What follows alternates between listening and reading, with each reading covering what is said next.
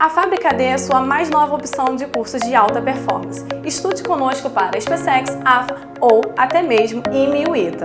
Se você não tem base, não tem problema. Nós vamos do básico ao avançado, sempre pensando em você. Quer aprender? Vem para o Fábrica D.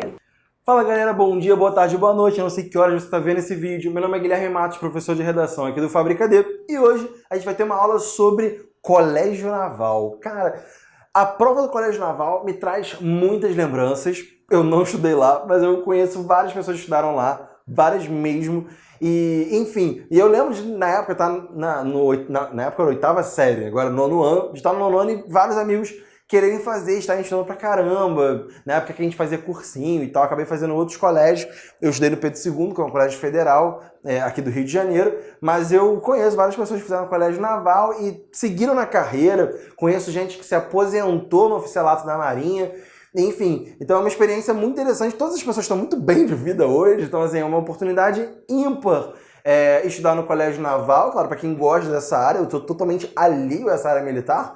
Eu gosto até de dar aula sobre isso, né, de redação para militares, mas não tenho nada a ver, não é o meu perfil. Mas se é o seu perfil, se é o seu sonho, inclusive ganhar para estudar, ganhar dinheiro para estudar, receber lá um soldo, né, para estudar. E mais do que isso, né, gente? Cara, estudar num lugar, né, que fica na Costa Verde aqui do Rio de Janeiro, que é um lugar, assim, realmente lindíssimo. O Colégio Naval fica num lugar realmente lindo aqui do estado do Rio de Janeiro. E mais do que isso também, né, é uma oportunidade de você criar uma rede de contatos, você estabelecer uma carreira já muito jovem. Então, as pessoas tendem a ter uma ligação muito forte ao longo da vida, porque muitos se tornam, de fato, de colegas de trabalho, vão se encontrar sempre. Então é realmente um momento muito crucial na vida de uma pessoa que vai prestar a escola, colégio naval, para esse colégio que, enfim, é um colégio diferenciado, tá? Então hoje eu vou falar sobre redação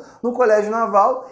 E aí é o seguinte, tá? Primeira coisa que a gente tem que observar na prova do Colégio Naval, que é uma prova até que tem poucos exemplos disponíveis de texto, eu vou construir aqui com vocês para que vocês visualizem bem qual é a construção do texto do Colégio Naval. Acho que a primeira coisa que a gente tem que conversar e tem que ficar muito claro é que é um texto contido.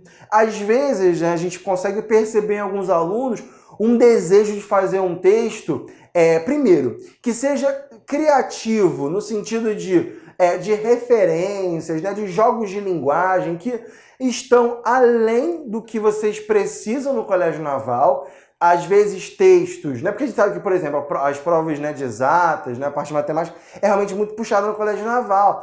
E aí acaba pensando assim, pô, a gente tem que ter um desempenho na redação, que é um desempenho acima da média para a sua idade, pensando aí em textos com propostas de intervenção, em textos que seriam apropriados para FUVEST, né, para vestibulares difíceis do país, mas não é essa a vibe, tá? Assim, a gente tem um texto, em primeiro lugar, contido. É um texto cuja dificuldade reside não em termos de criatividade, em termos de uma profundidade além do esperado para a idade de alguém que, teoricamente, né, presta o Colégio Naval pela primeira vez.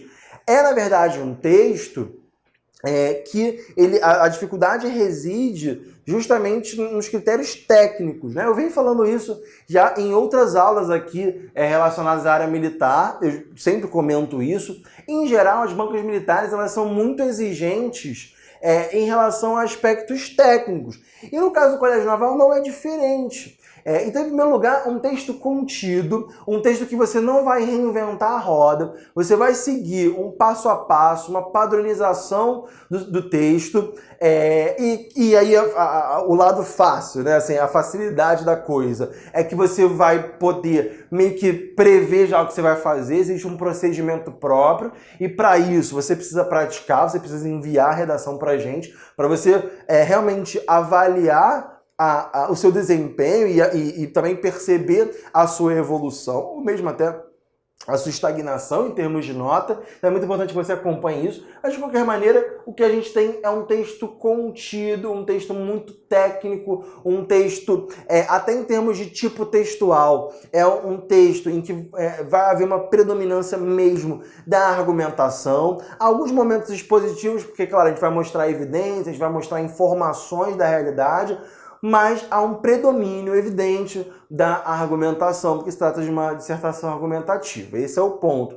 Então, nada de narração, nada de injunção, né? O texto que tem a predominância aí de verbos no imperativo, nada disso. É um texto mesmo que você vai opinar, ter um posicionamento crítico acerca de um determinado tema. Então, esse é o direcionamento. E aí, sem explorar muitas características de criatividade. É um texto mais equilibrado, mais sóbrio, mais técnico, mais objetivo. Então essa é a ideia, tá? E depois existe uma preferência das bancas militares, não só Colégio Naval, de letra cursiva. Então aí, para quem tem letra de máquina, não é que seja proibido, tá? Mas existe um gosto, existe uma preferência da banca por letra cursiva, a letra de mão, a letra desenhada, né? Não aquela letra de máquina, como se fosse a letra digitada lá que a gente imprime o texto na impressora e vê lá aquele texto em Times, né? Por exemplo, quando a gente usa o Word e tal.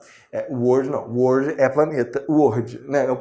A plataforma de textos, né? O software de textos da Microsoft. Então, quando a gente imprime lá um texto, a gente vê a letra de máquina, que inclusive é um pouco a minha letra no quadro é a letra de máquina, fica mais fácil de vocês enxergarem, mas né, na prova vocês vão utilizar a letra cursiva, que é a letra desenhadinha, a letra de mão, chamada vulgarmente letra de mão, tá? Como é que funciona a correção? Eles têm, basicamente, duas grandes áreas, né, divididas em 50% a 50% da nota, 50 a 50 pontos. A primeira grande área é estrutura e conteúdo, eles vão analisar isso simultaneamente. E aí, só que existe uma divisão, uma subdivisão mais específica, que é 30 pontos, coesão e coerência. Então, é a articulação formal do texto, uso de conectivos, né? A própria construção sintática dos períodos, uso de até evitar repetição de palavras, uso de sinônimos, de hiperônimos. Então tudo isso vai entrar em coesão, que é um aspecto formal da ligação do texto. Eu sempre gosto de chamar a atenção para o seguinte: a palavra texto, ela tem tudo a ver com a palavra têxtil, indústria têxtil, que tem a ver com indústria de tecido. E isso acontece porque a palavra texto, ela vem do latim texto, né, que significa tecido, significa uma trama. Quando a gente vê propaganda de sabão em pó, de amaciante, a gente consegue perceber isso, que o texto ele é uma trama, tudo está muito imbricado, muito interligado, e existem mecanismos na língua para você demonstrar essa interdependência, no fundo é isso, e relações lógicas. E claro, também, isso não só acontece no plano da forma, mas também no conteúdo mesmo, que é a coerência, né? A articulação ideológica das partes do texto, a articulação das ideias, a ideia de que nada sobra, nada falta, tudo se encaixa no texto. Existe uma hierarquização das suas ideias, existe uma ordenação, existe uma progressão temática, você se aprofunda cada vez mais naquele tema, você inclusive respeita a própria ordenação didática daquelas ideias que você está defendendo. Então, a relação, por exemplo, do projeto de texto com o texto em si, com o desenvolvimento, que a gente vai chamar da relação da tese com o desenvolvimento, tudo isso vai entrar aqui, coesão, coerência. Depois, título e assunto. Título é o que eles chamam, eles também chamam de título, o tema. Quando você entra no site lá, o que eles chamam de tema da redação é o título, tá? Mas aqui não vai ser avaliado só essa abordagem de tema, mas também aquilo que está relacionado à própria formulação do título, que é obrigatória, tá? E também o seu desenvolvimento, né, de abordagem, de você desenvolver o tema respeitando os limites daquela proposta, tá? Então aqui 20 pontos, beleza? Em relação à expressão, né, vai contar também 50 pontos. Eles querem saber basicamente o seguinte: é a sua capacidade de construção de um texto argumentativo que equilibre muito bem a evidenciação, porque é o que a gente vai mais usar, tem como a gente usar a argumentação por premissas, né, a partir de ideias bastante fundamentadas na sociedade, cristalizadas na sociedade. Tem como a gente argumentar por esse caminho. Mas aqui a gente está vendo mais o uso de evidências, né, dados da realidade, informações da realidade, associadas a um posicionamento crítico pessoal. Cuidado com a ideia assim, de argumento de autoridade, deixa isso para depois, tá? Deixa isso para o Enem, se caso vocês façam depois, deixa isso para outras bancas. Aqui, né, usam um posicionamento crítico pessoal, demonstrando autoria, demonstrando uma visão crítica e bastante incisiva, o domínio de marcas opinativas, o domínio do uso da linguagem em favor da argumentação. Isso vai ser analisado aqui em expressão, como é que você manifesta o seu raciocínio em termos de profundidade, criticidade, em termos de seleção das evidências também, isso vai ser analisado aqui, tá? Vamos lá, em termos de estrutura, a gente vai ver, claro, né, que na dissertação argumentativa a gente tem introdução, desenvolvimento e conclusão. A introdução, um parágrafo, desenvolvimento, em geral, a gente usa 2 ou 3 parágrafos, em geral, 2 já são suficientes. E a conclusão, um parágrafo também. Então, como é que vai funcionar isso? Na introdução, no primeiro parágrafo, a gente vai ter 2 movimentos retóricos, tá? 2 etapas. A primeira, a gente pode entender de várias maneiras, porque, claro, não existe apenas uma maneira de fazer. Nessa primeira etapa, no parágrafo de introdução, e é legal a gente entender o parágrafo de introdução a partir da própria etimologia, da formação da palavra, né? Intro quer dizer dentro, e dução quer dizer conduzir, né? Quer dizer levar para, não precisa em condução, levar com. Então, por exemplo, sedução, seduzente. Sedução quer dizer você trazer para si, levar para si, trazer para perto, seduzir. Por exemplo, quando a gente vê viaduto, também você fala de duto, dução. Viaduto é uma via, né, que liga 2 partes, leva de um lugar para outro. Então, dução quer dizer levar para. Então, intro quer dizer dentro, de verbo. Então, ó, levar para dentro significa introdução. Você vai trazer o corretor para dentro, vai trazer o leitor, no fim das contas, para dentro do seu texto. Então, nós temos aqui 2 etapas. E essas etapas são um pouco diferentes de outras bancas, né? Em bancas militares, muitas vezes a gente encontra isso. Na SpaceX, por exemplo, isso acontece também. Então aqui, ó, a gente começa então já apresentando o tema, já informando para o corretor qual é o tema, como se ele não soubesse qual é o tema, tá? A gente pode apresentar o tema, já apresentar, por exemplo, a frase problema, já apresentar esse posicionamento crítico, então apresentar o tema, mas já com uma problematização, com uma visão crítica, tá? Vou mostrar um exemplo já para vocês disso. Tudo bem? E aí a gente vai apresentar em seguida, numa outra ponto, continua o texto, tese com projeto de texto. Alguns manuais, alguns professores chamam essa problematização aqui em cima de tese e depois chamam de projeto de texto, tá? Mas eu vou manter a minha ideia de a gente apresenta a frase problema, apresenta qual a problematização, ou seja, você apresenta o tema com uma visão crítica, com marcas opinativas, enfim. E depois você apresenta, então, essa tese com um projeto de texto. O que seria o projeto de texto? Você vai ter 2 parágrafos de desenvolvimento para discorrer sobre. A ideia você vai, então, mostrar na introdução, no final da introdução, quais serão os argumentos que serão desenvolvidos nos parágrafos de desenvolvimento. Ou seja, no fim das contas, isso aqui é um spoiler. Você vai dar um spoiler para o corretor. Corretor, eu vou trabalhar com os argumentos A e B, X e Y. Você vai mostrar para ele quais são os argumentos, tá? Queridos, eu prometi para vocês que ia mostrar um exemplo de introdução para que a gente entenda exatamente o que a banca do Colégio Naval espera de você em termos de introdução. Olha só, eu peguei o tema preconceito linguístico, tá? E aí fiz uma introdução aqui que diz assim: o preconceito linguístico é, sem dúvida, uma das manifestações de violência mais graves na sociedade brasileira, uma vez que muitos indivíduos são estigmatizados devido ao seu modo de falar.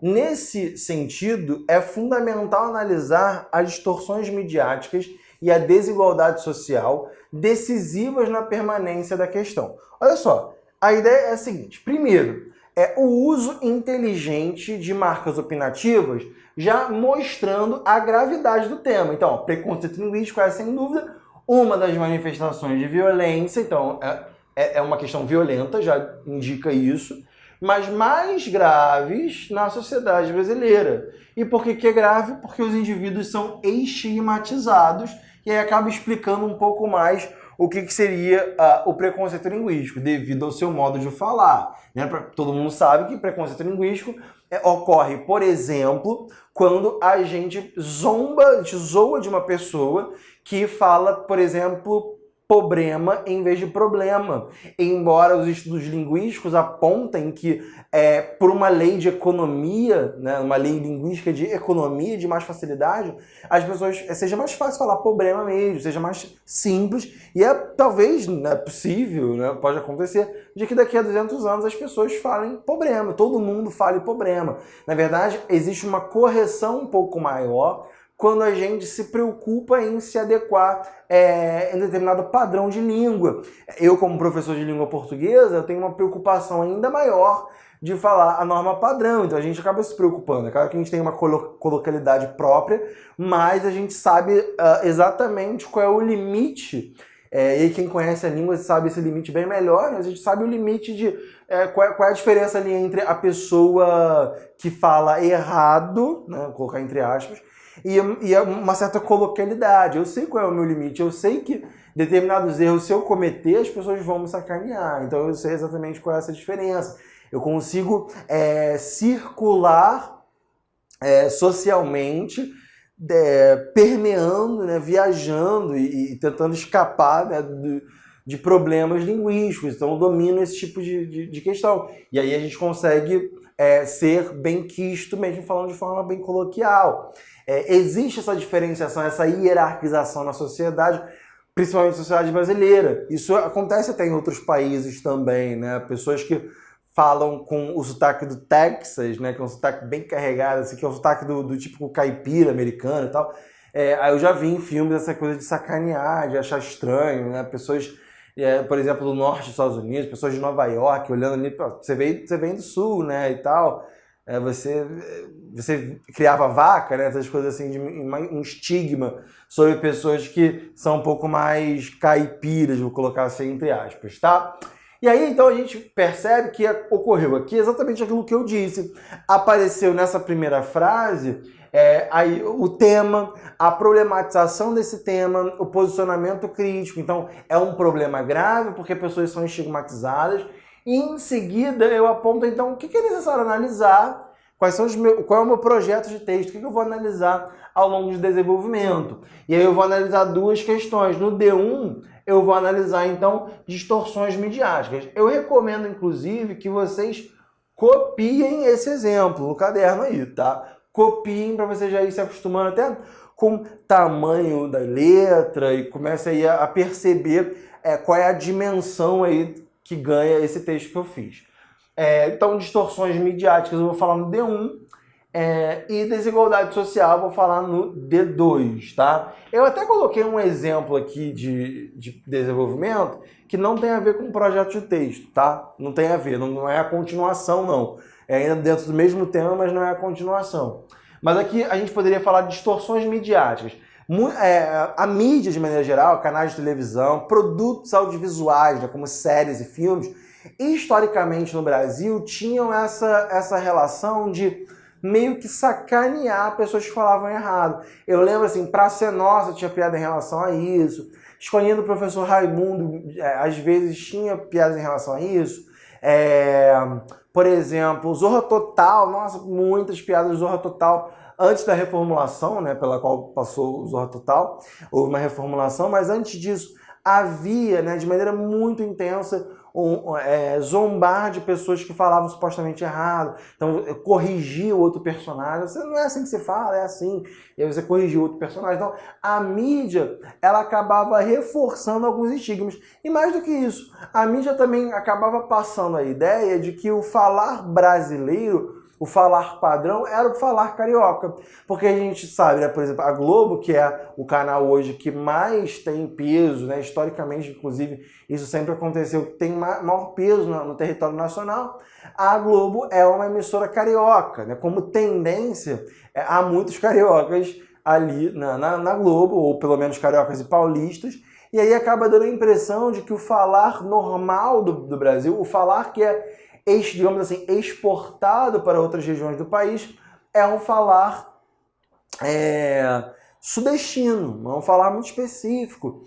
Existe aí a ideia entre jornalistas do Fantástico, do Jornal Nacional, que eles devem falar um português, seria neutro, eles fazem aula com fonoaudiólogo e tal, só que a gente sabe que é muito difícil manter uma neutralidade. Assim, e qual seria esse falar neutro? O que seria esse falar neutro? Então tudo é muito, muito complexo. Então a mídia, sem dúvida, ela acaba transmitindo um ideal de pureza da língua, ou mesmo até reforçando alguns estereótipos, reforçando algumas zoações, tornando piada aquilo que é, na verdade, uma variação linguística natural que ocorre em todo o país, em que, enfim, em que nem todo mundo tem acesso às mesmas informações, nem todo mundo tem acesso a uma educação formal, então acaba ficando um pouco alheio dessas questões de adequação de linguagem, tá? E depois poderia falar também da desigualdade social, porque é natural que a desigualdade social, ela engendra, né, ela produza outros tipos de desigualdade.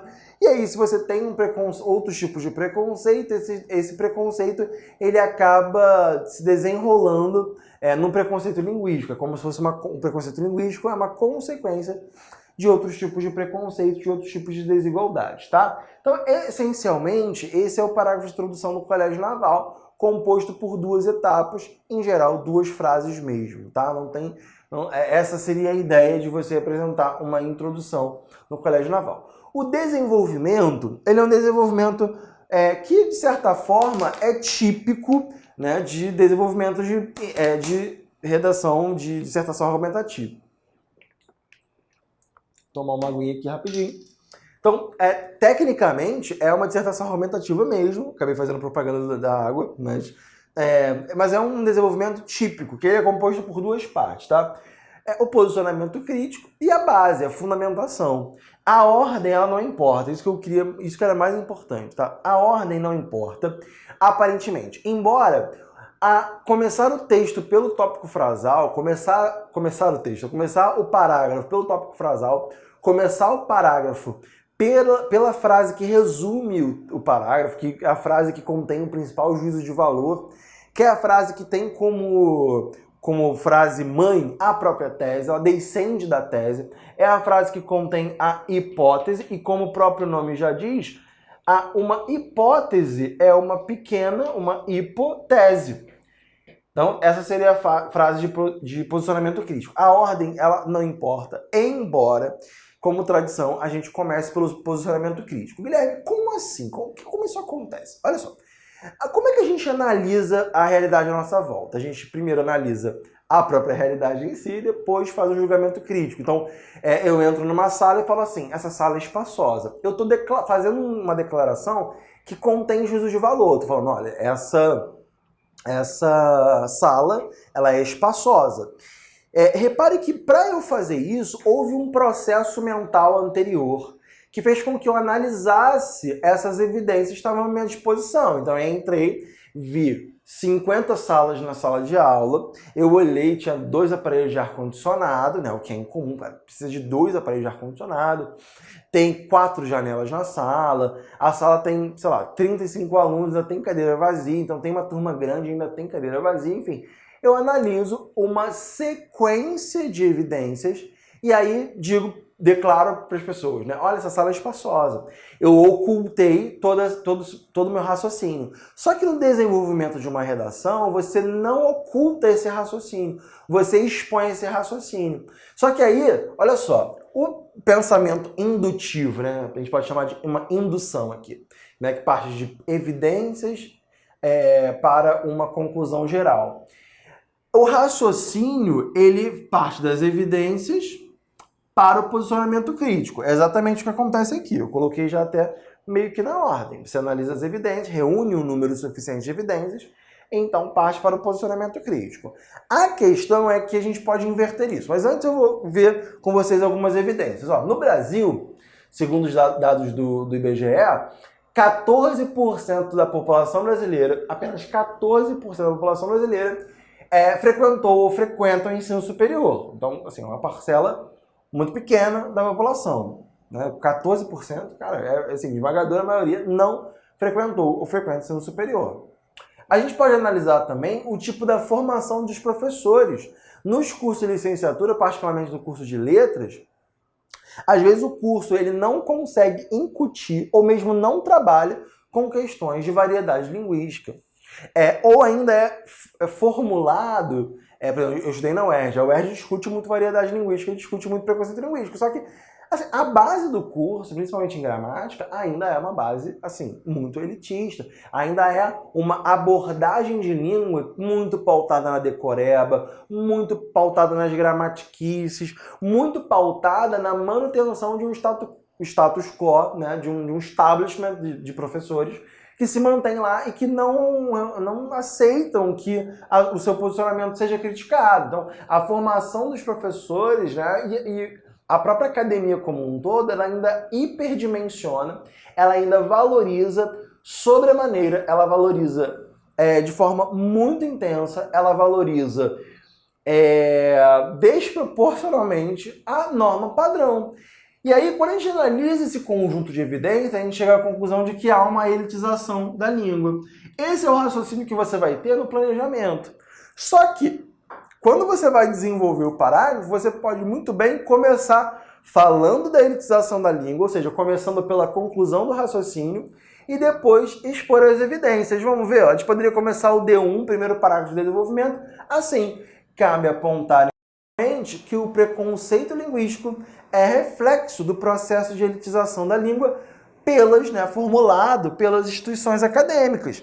A gente começa então pela conclusão do raciocínio. E depois, Guilherme, de fato, hoje no Brasil, apenas 14% da população frequentou ou frequenta o ensino superior. E aí você continua explicando a formação dos professores. Você vai apresentar depois aqui as evidências que justificam, e até pode colocar consequências. Então, como consequência, pessoas são estigmatizadas, ou sentem vergonha de falar em público. Sei lá, você pode colocar até fechar o raciocínio com uma consequência. Mas a ideia é entender como é que a gente articula posicionamento crítico com evidenciação, tudo bem? Essa é a ideia do desenvolvimento não só do Colégio Naval, mas da dissertação argumentativa como um todo.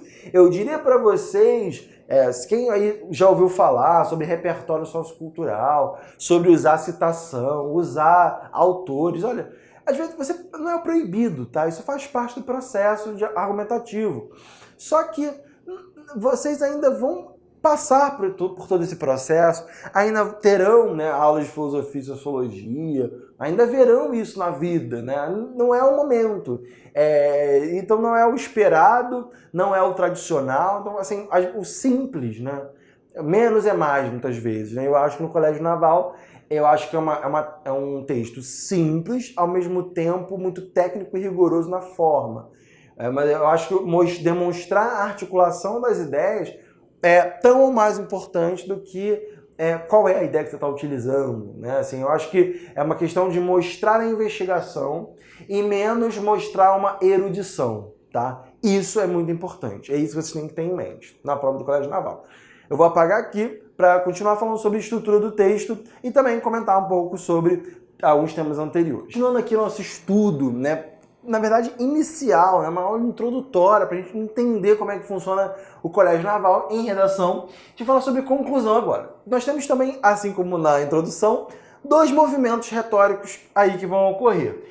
O primeiro é o mais fácil, na verdade, de todos os movimentos retóricos do texto. É a reafirmação da tese. Que no fundo, é uma paráfrase, é uma reescrita com outras palavras da tese. Então você vai, na verdade, reescrever com palavras diferentes aquilo que você já escreveu, o que torna tudo mais fácil, aparentemente. Claro que você precisa ter aí um repertório de palavras, né? um conhecimento de vocabulário, até de estrutura sintática, assim, um manejo ali para você conseguir. Mas assim, é simples, você vai perceber que é simples. Temos algumas observações, tá?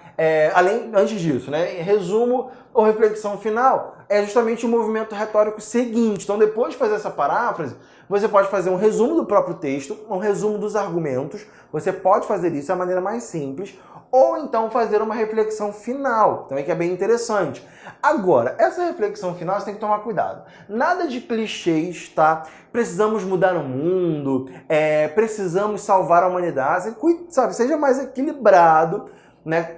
Coloque um foco, mesmo que você vá projetar para o futuro, né? Um futuro em relação àquele tema, você tem que, na verdade, de qualquer forma, focar no tema. Então, na hora de salvar o mundo, salvar a humanidade, precisamos nos unir enquanto seres humanos, algumas coisas assim que acabam saindo um pouco, fica um tom emotivo demais para um texto que é muito técnico. Então, evite esse tipo de coisa. Evite também a ideia de proposta de intervenção. Tá? Você pode ser, de alguma forma, propositivo, mas tome cuidado com isso, porque esse tom de proposta de intervenção, que é uma coisa que vocês nem viram ainda, teoricamente, eu sei que vocês veem na internet, conseguem achar isso com facilidade, mas, teoricamente, vocês nem viram isso, é uma coisa que é adequada para alunos mais velhos, então nada de você se preocupar com isso. Agora, você pode de alguma forma ser propositivo no sentido de projetar no futuro, assim. É necessário que a sociedade tome medidas, mesmo que você não selecione especificamente as medidas, tome medidas para que esse problema seja superado, ou mesmo fazer uma comparação desse problema no Brasil com outros lugares, né? Estabelecendo aí uma comparação até às vezes um pouco metafórica, tentando comparar a situação a algum outro, por exemplo, você compara o preconceito linguístico a um tipo de obstáculo, um tipo de barreira que a sociedade enfrenta. Então, nesse sentido, esse obstáculo precisa sair do caminho da sociedade. Então, tem aí um jogo metafórico que deve ser muito equilibrado, claro, mas que pode ocorrer, não tem problema nenhum, tá? Mas a ideia é, de fato, não perder muito tempo pensando na conclusão, porque é até, de certa forma, um pouco automática e técnica. Agora, ao passo que o desenvolvimento, sim, acho que exige uma atenção maior e um planejamento ainda mais cuidadoso. E, claro, não esquecer do conectivo de conclusão na hora de reafirmar a tese. Então, ficaria mais ou menos assim. O preconceito linguístico, portanto, apresenta-se como uma das agressões mais depreciativas que ocorrem no país, o que gera uma série de prejuízos sociais. Então, aqui a gente consegue perceber que é a reescrita da tese, que a gente tinha visto lá na introdução, uma reescrita com outras palavras. Essa é a ideia bem simples que a gente vê aí no início da conclusão. Separei aqui rapidamente para a gente debater rapidinho dois temas passados, né, do Colégio Naval. Tema de 2017, muito interessante, sobre o terrorismo no cyberespaço. Então tem aí a ideia de... Qual é a ideia de terrorismo? Né? Ataques coordenados, que são ataques também descentralizados muitas vezes, né? São ataques pontuais, que visam a desestabilizar, que visam a causar pânico, né? São ataques deliberados, só que num ambiente específico. Eles falaram ali sobre cyberespaço. Também aparecem alguns temas, vou trocar aqui, vou usar rosa. Alguns temas, né, às vezes aparecem como terrorismo no ambiente digital, ou podem falar também de cyberterrorismo, já vi isso, cyberterrorismo. Cyberespaço, então, ambiente cibernético, ambiente da internet. Como é que a gente vê esse terrorismo aí? Ataques de hackers, né, que muitas vezes atacam instituições públicas. A gente tem que lembrar que o Colégio Naval, ele gosta de temas relacionados às bancas navais, né? Temas relacionados à segurança, temas relacionados a uma agenda conservadora, como, por exemplo, esse aqui, que tem uma espécie de agenda moral ali por trás, né? Uma espécie de discussão moral que aparece pra gente. Né? Adolescência e responsabilidade são compatíveis, né? Uma discussão moral. E aí a gente tem que lembrar sempre que o tema não é sobre adolescência e o tema também não é sobre responsabilidade. O tema é sobre qual é a relação que existe entre adolescência e responsabilidade. E se elas são compatíveis, ou seja, elas podem caminhar juntos, né? E aí, tem algumas coisas aí diferentes na hora de interpretar o tema que eu acho importante dizer para vocês. Às vezes o tema ele traz uma possibilidade de problematização ou em si já traz um problema. Aqui o tema já traz um problema. Qual é o problema do terrorismo no ciberespaço? Pô, terrorismo no ciberespaço. Então, quais são as causas e consequências da persistência desse terrorismo no ciberespaço? As pessoas não compreendem muito bem o espaço da internet, não se protegem em termos de antivírus e tal. As instituições públicas, né, ou privadas também não se protegem do terrorismo. A dificuldade de encontrar os culpados, a dificuldade de punir as pessoas. Nós temos algumas causas aí, tá? Esse tema aqui ele é um pouco diferente, ele traz uma pergunta. Então você também tem que pensar na possibilidade da construção da sua tese, né, e do seu projeto de texto, ela vir de uma resposta direta ao tema. Então aqui a gente tem a possibilidade de responder sim, adolescência e responsabilidade são compatíveis. A gente pode também falar que não, adolescência e responsabilidade não são compatíveis.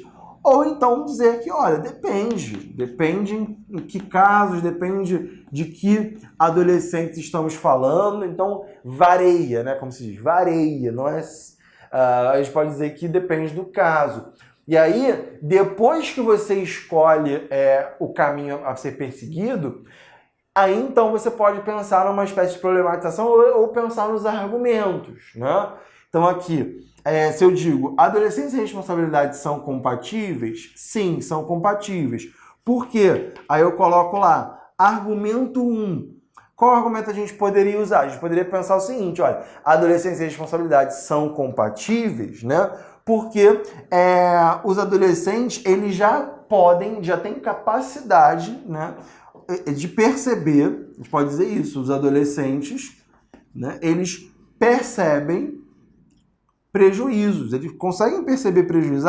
Então assim, se eu fizer tal coisa, se eu abusar, por exemplo, de álcool e drogas, eu posso me tornar uma pessoa adicta. Eu acho que todo adolescente, ele tem potencial, acho que pode dizer isso, né? Ele tem potencial para perceber esses prejuízos. Então a gente parte da resposta, sim, em direção aos argumentos. Argumento 2, a gente poderia dizer o seguinte, olha, a adolescência e a responsabilidade são compatíveis, porque, por exemplo, nós temos exemplos ideais, né, por exemplo, de associar estudo e trabalho.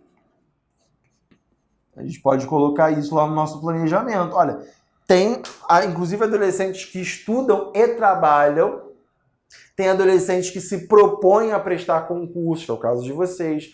Então, se há exemplos ideais, vou botar ali, botei ideias. Exemplos ideais, se nós temos exemplos ideais, é porque há um potencial para ter uma adolescência com responsabilidade. Né? Muitos adolescentes têm que estudar longe de casa, prestar concurso porque os pais não têm dinheiro para continuar pagando escola particular. Ou já estudam em escola pública e estão querendo uma escola pública melhor, então também vão ter que prestar concurso, porque, né, todo esse universo de escolas, ele é baseado também em desempenho acadêmico. Então a gente consegue perceber que nós temos dois tipos de planejamento diferentes. Aqui a gente pensa no problema, aí pode pensar nas causas e consequências, mas aqui a gente pensa primeiro em responder a pergunta e depois desenvolve as ideias, tá? Então, essa é uma aula introdutória, nós teremos outras aulas sobre isso, certamente. Essa é uma aula introdutória para a gente compreender como é que funciona a banca, sistema de pontos, também o que eles esperam do texto. É um texto contido, simples, muito técnico, como em outras bancas navais ou militares. Bom, eu espero que vocês tenham gostado da aula, mandem perguntas, escrevam a partir dos temas disponíveis. E é isso, gente. Um grande abraço e lembre-se sempre, quem quer aprender, vem para o Fábrica D. Um grande abraço e até mais. A Fábrica D veio para ser o seu mais novo e definitivo insight de alta performance. Estude com a gente no Extensivo Enem, no Aprofundamento Medicina ou até mesmo pro IME e pro ITA. Tudo isso a partir de R$ 9,90 ao mês. Não tem desculpa. Quer aprender? Vem pro Fábrica D.